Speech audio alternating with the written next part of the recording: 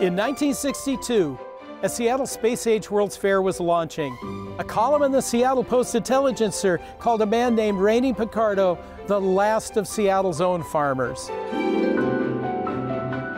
In the era of Boeing and Century 21, it was anachronistic to see a city dweller sitting atop a tractor amid post-war residential sprawl. Half a century ago, city farms were the urban dodo bird. That is until Picardo's farm became the phoenix of a new era in urban agriculture.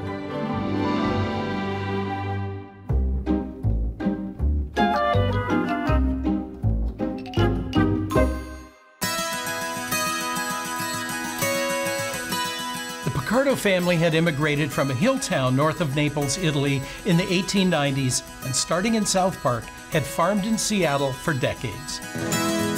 Their last farm was in North Seattle.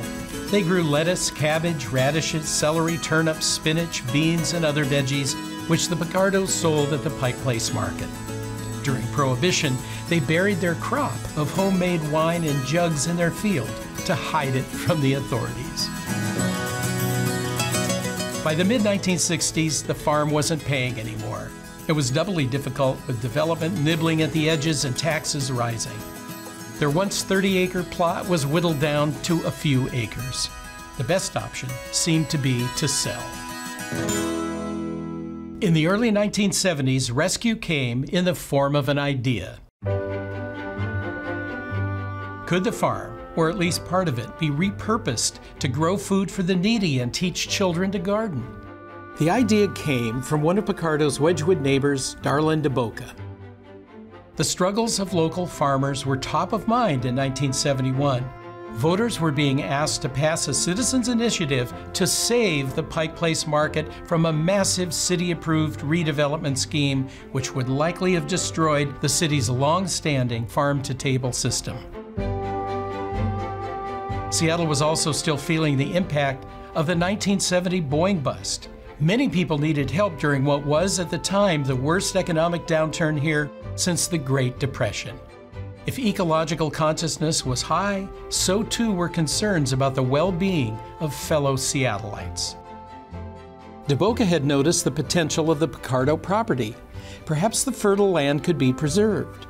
She approached Rainey Picardo, who let her use some of the land to start a garden with local children.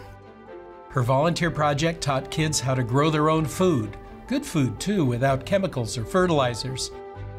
The crops would be donated to the new local food bank Neighbors in Need, which was created to help people struggling during the Boeing recession.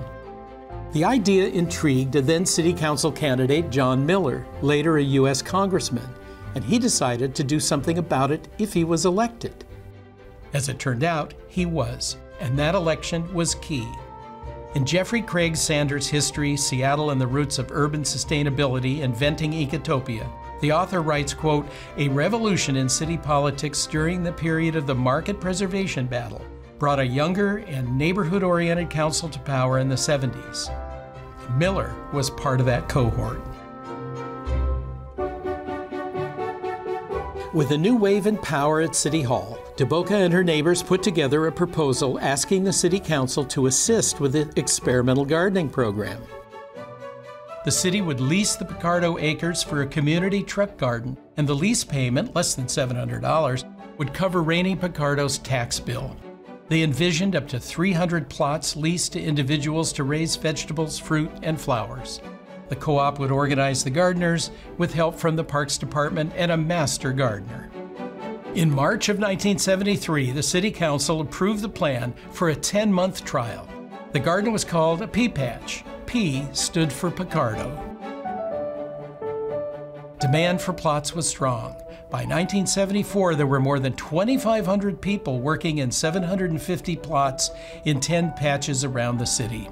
To celebrate, Picardo's PPatchers hosted a vegetarian feed for city officials in hopes of getting good publicity and encouraging renewal of the program. The mayor and council members dined on corn, zucchini bread, borscht, broccoli, pumpkin pie, and dandelion tea, all made with ingredients from the pioneer PPatch. The city eventually bought Picardo's 2.5 acres. The PPatches have since proliferated. There are now some 90 PPatches in virtually every corner of the city, including downtown and in public housing. If Seattle is a city of neighborhoods, the PPatches help bind them. In his book, Neighborhood Power, Building Community the Seattle Way, the former head of the Department of Neighborhoods, Jim Deers, wrote, "Gardeners organize concerts, barbecues, art shows, plant sales, and other public events in their PPatch that also strengthen the sense of community. PPatches," he said, "cultivate communities." Historian Sanders wrote that the PPatch was the first of many creative countercultural experiments in liberating land from the market, building smaller, decentralized community context, and educating the public about organic produce and the ideas of ecology. As a result, these gardens have shaped the city, what we grow and what we eat for the last half-century. That's a large legacy for a small plot of family farmland in Wedgwood.